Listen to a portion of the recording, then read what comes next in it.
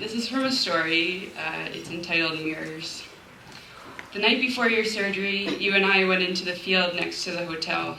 We were staying along an intersection of highways and very short trees in Plano.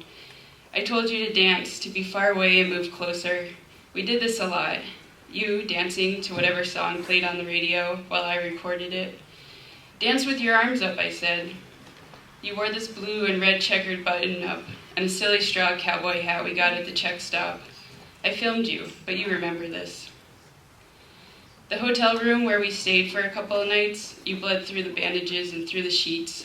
I wandered down to the front desk for the new ones, focused on the pastel swirls of the carpet. At the front desk, I asked the man if I could have new sheets, said there was blood on the ones we had. He asked if you were okay, and I nodded, surprised that he remembered us, worried that we would be charged. But the man just smiled and handed them to me and asked what surgery you had. I stammered, too tired to explain or too nervous. He could have asked, but what about the nipples?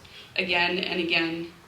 I wanted to get back to you, so without thinking I held my hand to my chest. He said something about a mastectomy, and I nodded because it sounded right.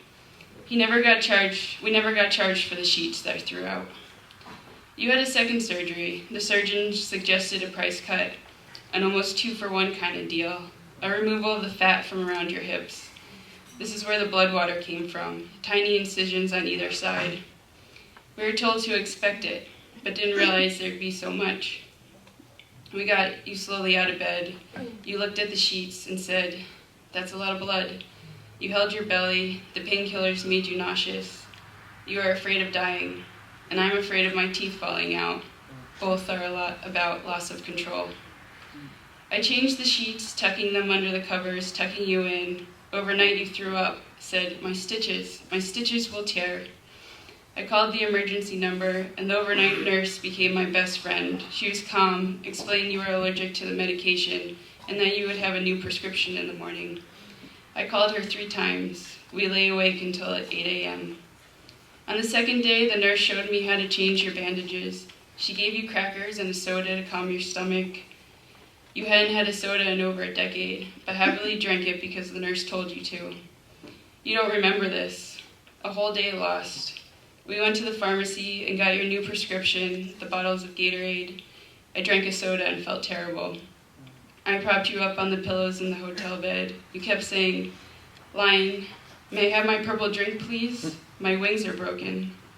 I ordered soup and you ate all the vegetables, drank the broth through a straw. I took a photo of our perishable food in the bathroom sink, with the vending machine ice keeping it cold. I showed you how people liked it on the internet.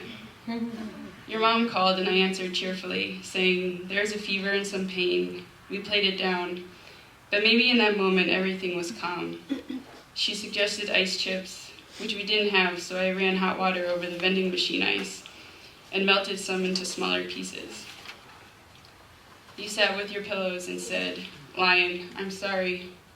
When you fell asleep, I laid my cheek against your forearm. The television was on, its glow highlighting the shadows in the room. I flipped through the channels, turning down the volume again and again. Here's where your memory returns. Hours later, sitting up a little, your hand close to the sheets finds my forehead and then my cheek, down to my earlobe and the spot on my shoulder where the bras have left an indent. You said, "Release your shoulders."